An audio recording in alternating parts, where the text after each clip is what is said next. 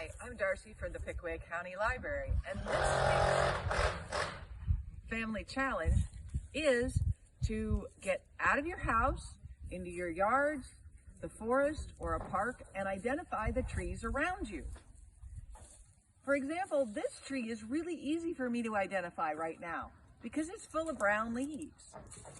The only tree in central Ohio, the only hardwood, or got some barn construction going on, so there's some noise in the background. But anyway, the only deciduous tree in central Ohio right now that's holding its leaves is an oak. So if you see a tree with the brown leaves holding on, it's an oak. They will drop those leaves in the coming months as the new leaves come out. What are these grates? These grates is because I live near a lot of deer movement. And this keeps the deer from rubbing their antlers on my tree, which will kill it in the long run. It may not kill it fast, but it'll cause wounds. It'll keep the sap from moving up and down the tree, and it'll let bugs get in. It's just bad for trees. So it's better to put a fence, some kind of barrier around your trees when they're this age, and keep them safe. Okay, moving on.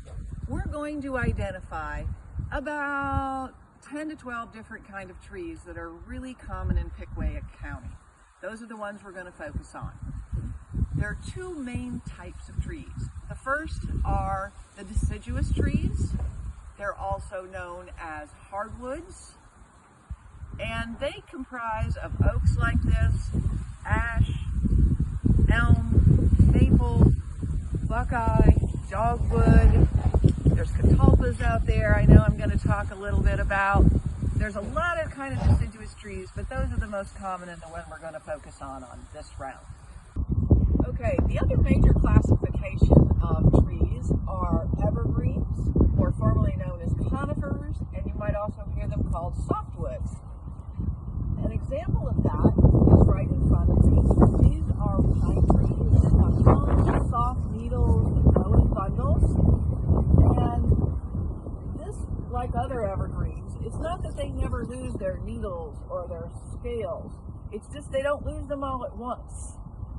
The scales or needles often stay in for 9 months to up to 2 to 4 years. They push out as new one comes in, but it doesn't all happen at once. So you always see it as green, thus an evergreen.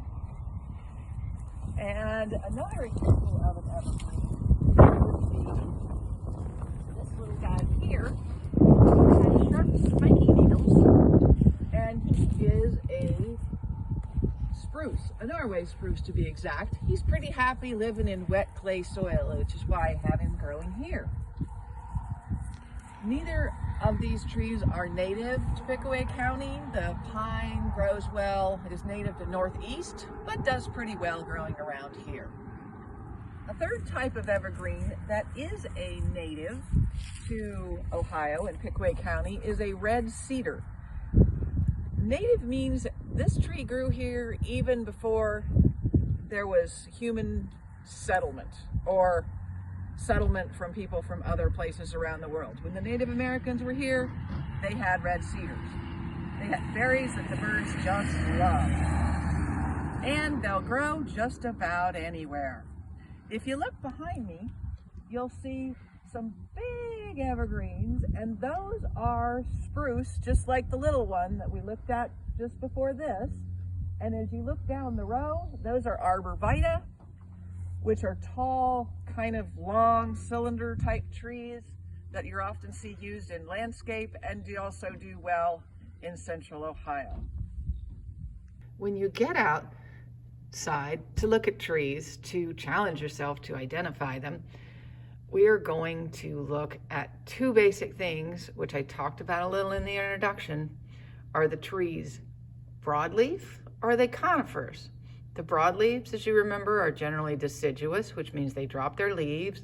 They're also called hardwoods, and there are many examples of them, including ash and maple and oak, things that you're familiar with here in Ohio. The others are the conifers, which I talked a little more about, that have needles or scales or awls. They're also called softwoods, and common examples of those or the pines, the spruce, the cedars, things like that. What we're going to focus on mostly now are the broadleaves, because they're what's most common and native in our part of central Ohio. A good way to look at that is by looking whether the branching is alternate, opposite, or whorled. If you look at the pictures, alternate means that the branches or the leaves come out on alternating sides of the stem or the branch. Opposite, those leaves are opposite each other, and whorled means they go all the way around like a circle on the stem or the branch. The first group of hardwoods we're going to talk about are the opposites. The easy way to remember that is mad buck. So maples, ashes, dogwoods, buckeyes, and horse chestnuts all fall into the opposite branching pattern. There are many kinds of maples growing in our area. Silver maples, red maples, Norway maples, sugar maples. You can even make syrup from those. A box elder, which is a type of maple, it just has a different name. Then the next group would be ashes. You won't see many ash anymore because a boar came through and killed a lot of them, but some of them survived and some of them are coming back. So you have green ash, white ash, black ash. Then there are dogwoods. There's a couple different kinds. There's some that are like a tree or a flowering dogwood.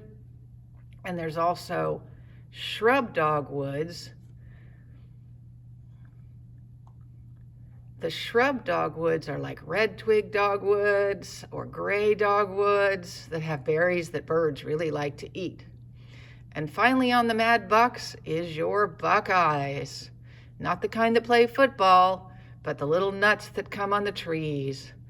And a relative of that is the horse chestnut that looks a lot like the buckeye, but is not quite the same. The whorled kind of branch configuration that you will see around here is a northern catalpa tree. Sometimes they're called a cigar tree because they have big seed pods that hang off of them. Other than that, everything else has alternate branching. The most common of which around here are the oak trees.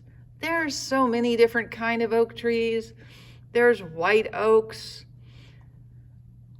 there's swamp oaks, there's bur oaks, there's chinkapin oaks, there are red oaks, northern red oaks, black oaks, pin oaks, shingle oaks, and even more kinds of oaks, but those are the most common. Oaks are great trees that insects really like to feed on, so they provide good food for birds and other bugs. So oaks are a great tree to have in your yard. As I wind up this video on tree identification, I'm standing in another young tree I have, also a native, called the tulip poplar, protected also from deer, and in front of my prairie, or like a giant wildflower bed that feeds the birds and the butterflies. Maybe we'll be back in the summer. So what I challenge you to do is get outside and enjoy a beautiful day like today.